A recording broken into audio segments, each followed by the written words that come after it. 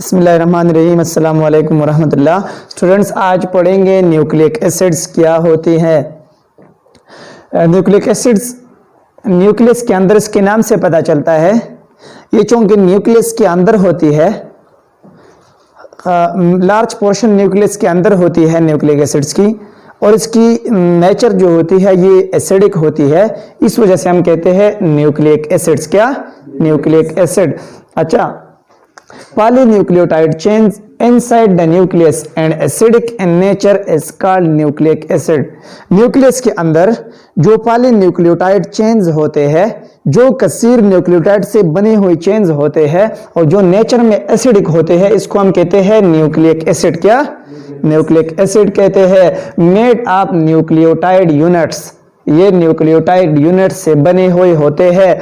अब आपके जहन में आ जाएगा कि प्रैक्टिकल लाइफ में न्यूक्लिक एसिड की मिसाल क्या है। हम रोज सुनते हैं, हम रेगुलर बायोलॉजी के टॉपिक्स में पढ़ते हैं कि एक डीएनए होती है और एक आरएनए होती है। डीएनए मैमल्स, ह्यूमंस की जीनोम्स होते हैं, जबकि आरएनए कुछ वायरसेस की जीनोम होती है। That is the AIDS virus और hepatitis C, hepatitis A. This is the RNA virus. These are the RNA viruses because their nucleic acids, their genome are made up of RNA। तो nucleic acids हमेशा two types के होंगे, एक DNA, एक RNA. आज पढ़ते हैं nucleic acids की न्यूक्लियोटाइड यूनिट्स के बारे में। ये लाजमी बात नहीं कि हमेशा न्यूक्लिक एसिड के अगर पॉइंट आ जाए तो हमारे जहन में डीएनए और आरएनए की बात आ जाती है। न्यूक्लियोटाइड एटीपी भी बनाती है, बहुत सारे अदर मॉलिक्यूल्स भी न्यूक्लियोटाइड्स की वजह से बनते हैं। लेकिन ये प्रैक्टिकल लाइफ में एक मिसाल था जो मैंने आपके सामने जाहिर कर दिया। Made of nucleotide units. अब न्यूक्लियोटाइड यूनिट्स क्या होते हैं? न्यूक्लियोटाइड यूनिट्स में डियर स्टूडेंट्स, आपने ये लर्न करना है कि एक न्यूक्लियोटाइड यूनिट्स में मुख्तलिफ मॉलिक्यूल्स होते हैं। एक मॉलिक्यूल होता है जिसको हम कहते हैं पेंटोज शुगर। क्या? Pentose sugar. अच्छा, पेंटोज शुगर का दूसरा नाम राइबोज शुगर भी है। क्या? Ribose sugar. पर इसको राइबोज शुगर क्यों कहते हैं और पेंटोज शुगर क्यों कहते हैं, इंशाल्लाह डीएनए आने वाले टॉपिक में, डीएनए के टॉपिक में हम डिटेल से पढ़ेंगे कि डीएनए को डीऑक्सी राइबो न्यूक्लिक एसिड क्यों कहते हैं और आरएनए को राइबो न्यूक्लिक एसिड क्यों कहते हैं।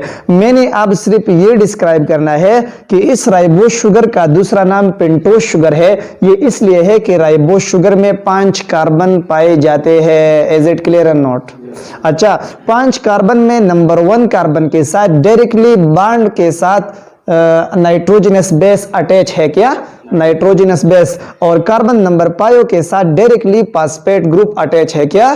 फॉस्फेट ग्रुप अटैच है। अब डियर स्टूडेंट्स, आपने लर्न करना है, जब भी केमिस्ट्री के स्ट्रक्चर्स आ जाते हैं तो कॉमनली कुछ यूं सीक्वेंस होता है कि यहाँ पे कार्बन नंबर 1 होता है, यहाँ पे कार्बन नंबर 2, ये 3, ये 4th, और दिस इज कार्बन नंबर 5। मैंने लिखा है carbon number 5 and this is carbon number 1। So this is for your information that अब क्वेश्चन में आ जाए कि नाइट्रोजनस बेसिस राइबोज शुगर के साथ कौन सी कार्बन के साथ डायरेक्टली अटैच है, exactly answer will be the same, carbon number 1। और आपसे क्वेश्चन अगर पूछ लिया जाए कि फॉस्फेट ग्रुप राइबोज शुगर के साथ कौन से कार्बन के जरिए अटैच हो गया है, तो एग्जैक्टली कार्बन नंबर 5 के जरिए अटैच हो गया है। अब डियर स्टूडेंट्स, आते हैं मुख्तलिफ स्ट्रक्चर्स के बारे में।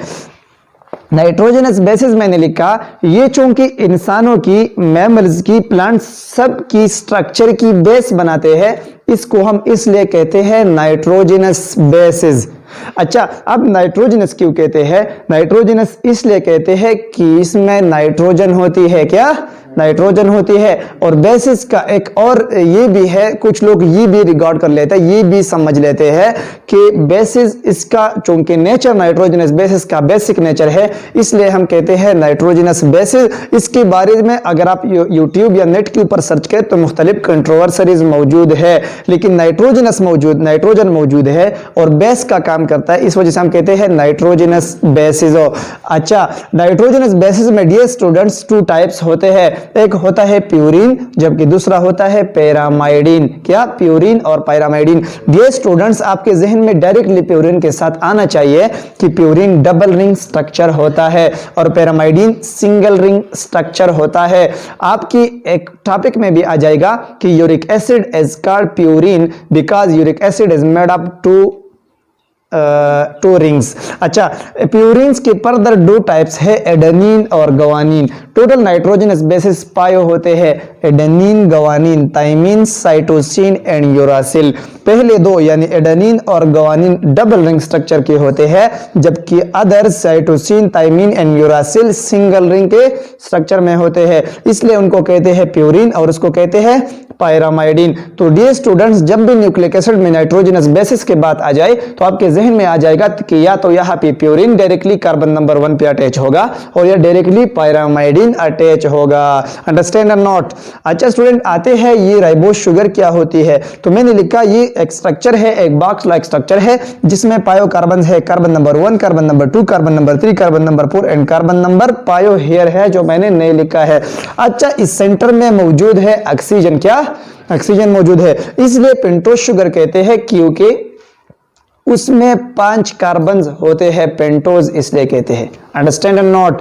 ये चूंकि शुगर है इसलिए इसके आखिर में सफिक्स ओज आया है, पेंटोज या राइबोज।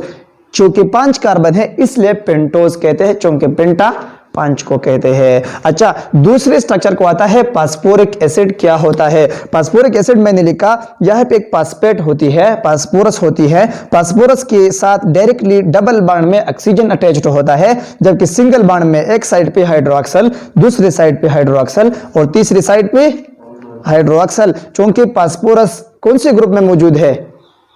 पेप्ट ग्रुप में है ना। पेप्ट ग्रुप का फार्मूला क्या है? शॉर्टकट, नस्वार, पान, अफीम, सिगरेट सब बेकार। तो दूसरा क्या है? पान है ना। तो पान के साथ पान लाजमी बात है 5 बॉन्ड्स बनाएंगे ना, 2 बॉन्ड ऑक्सीजन के साथ, एक डायरेक्टली ऑक्सीजन के साथ, दूसरा भी हाइड्रोक्सल के साथ और तीसरा भी हाइड्रोक्सल के साथ, तो 5 बॉन्ड्स बन गए। डियर स्टूडेंट्स, इसको हम कहते हैं फास्फोरिक एसिड। क्या? Phosphoric acid. तो यहाँ पे फिर स्ट्रक्चर को आता हूं, यहाँ पे एक पेंटोज शुगर होता है जो मैंने डिस्कस किया। कार्बन नंबर 1 पे यहाँ पे एक नाइट्रोजनस बेस अटैच्ड होता है और कार्बन नंबर 5 पे यहाँ पे फास्फोरस अटैच होती है। डियर स्टूडेंट, इसको हम कहते हैं 1 न्यूक्लियोटाइड यूनिट। अंडरस्टैंड और नॉट? अब डियर स्टूडेंट्स याद रखें, जब भी कसीर न्यूक्लियोटाइड यूनिट्स इकट्ठे हो जाए, एक दूसरे के साथ बॉन्ड करें, तो इससे बनेंगे dinucleotides, trinucleotides and polynucleotides. Understand and not? अच्छा, अब पढ़ते हैं डियर स्टूडेंट्स, मोनोन्यूक्लियोटाइड क्या होती है। Mononucleotide having 1 single nucleotide unit. जिस न्यूक्लियोटाइड में एक न्यूक्लियोटाइड यूनिट हो, सिंगल न्यूक्लियोटाइड यूनिट हो, इसको हम कहते हैं मोनोन्यूक्लियोटाइड, क्योंकि मोनो का माना है एक। अच्छा, एक पेंटोज शुगर होता है, एक नाइट्रोजनस बेस होता है और इसके साथ 2 या 3 फास्फोरिक एसिड्स होते हैं। मैंने लिखा है यहाँ पे एटीपी का मिसाल दिया है। मोनोन्यूक्लियोटाइड में एक फेमस मिसाल है एटीपी। क्या? ATP, adenosine triphosphate. अब एटीपी किस तरह बनते हैं dear? Adenine directly ribose sugar के साथ अटैच्ड हो जाते हैं। सबसे पहले यहाँ पे एनर्जी कंज्यूम होती है और यहाँ पे एडिनोसिन बनते हैं। क्या? एडिनोसिन। तो क्वेश्चन ये है कि एडेनिन राइबोज के साथ मिलकर क्या बनाता है? तो आंसर ये है एडिनोसिन बनाता है। फिर एडिनोसिन के साथ 1 इनऑर्गेनिक फास्फेट डायरेक्टली अटैच हो जाता है और इससे बनता है एडिनोसिन मोनोफॉस्फेट। अच्छा, एडिनोसिन मोनोफॉस्फेट के साथ directly 1 phosphoric acid other attach होता है, इससे बनता है एडिनोसिन डाइफॉस्फेट। Understand not? अच्छा, एडिनोसिन डाइफॉस्फेट के साथ इनऑर्गेनिक फास्फेट अटैच होता है और इससे बनता है एडिनोसिन ट्राइफॉस्फेट। Understand not? अच्छा, आपको पता चल गया कि यहाँ पे जो बॉन्ड्स फॉर्मेशन होती है उसके लिए एक प्रोसेस की जरूरत होती है जिसको हम कहते हैं कंडेंसेशन। क्या? कंडेंसेशन। यहाँ पे मुख्तलिफ बॉन्ड्स इकट्ठे होते हैं, मुख्तलिफ मॉलिक्यूल्स जोड़ते हैं, एक दूसरे के साथ बॉन्ड्स फॉर्मेशन करती है, यहाँ पे एनर्जी की भी जरूरत होती है। डियर स्टूडेंट्स, याद रखें, जब भी मुख्तलिफ फास्फेट ग्रुप एडिनोसिन मोनोफॉस्फेट और डाइफॉस्फेट के साथ मिलते हैं तो इसके लिए 1 फास्फोरिक एसिड अटैच होता है, तो इसके साथ 7.3 किलो कैलोरीज एनर्जी की जरूरत होती है। इज इट क्लियर और नॉट?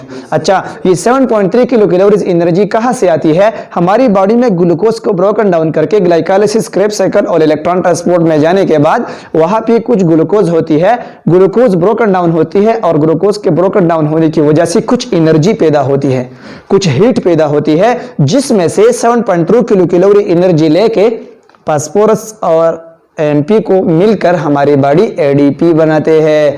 अंडरस्टैंड और नॉट? अच्छा, तो यहाँ पे बन गया एटीपी। अब मैंने लिखा है बोर्ड के ऊपर जो स्ट्रक्चर मैंने अभी बयान की, जो डिस्क्रिप्शन, इसका कुछ खुलासा ये है। यहाँ पे एक फास्फोर, यहाँ पे एक राइबोस शुगर है, कार्बन नंबर 1 पे इसको एक नाइट्रोजनस बेस अटैच है।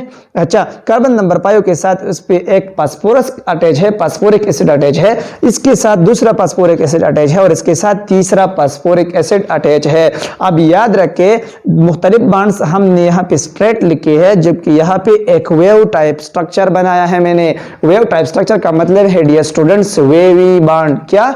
Wavy bond. अब वेवी बॉन्ड किसको कहते हैं? मुख्तलिफ फास्फोरिक एसिड्स एक दूसरे के साथ वेवी बॉन्ड के जरिए अटैच्ड होते हैं। एक वेवी बॉन्ड इसलिए वेवी बॉन्ड है कि इसके अंदर बहुत ज्यादा एनर्जी स्टोर्ड है। अगर एक वेवी बॉन्ड ब्रोकन डाउन हो जाए तो हमें 7.3 किलो कैलोरीज एनर्जी फराहम करेगा। इस वजह से हमने लिखा है दिस इज द मल्टीपल और increased energy bond. Is it clear or not? That is why it is differentiated from the single straight bond. मैंने लिखा है energy stored in wavy bonds. wavy bond में, एक wavy bond में 7.3 kilo calories energy stored होती है। Dear students, ये था न्यूक्लियोटाइड का स्ट्रक्चर। न्यूक्लियोटाइड के स्ट्रक्चर में 3 पॉइंट्स हमने डिस्कस की। फिर इसके बाद मैंने मोनोन्यूक्लियोटाइड का स्ट्रक्चर डिस्कस किया, जिसमें मैंने एटीपी की ऊपर बात की। इंशाल्लाह आने वाले लेक्चर में हम बताएंगे कि आरएनए क्या है, डीएनए क्या है, डाइन्यूक्लियोटाइड्स क्या है, पॉलीन्यूक्लियोटाइड्स क्या है और आरएनए और डीएनए के दरमियान फर्क क्या है। आने वाले लेक्चर के लिए हमारा इंतजार कीजिए। अपना ख्याल रखिएगा। Thank you very much.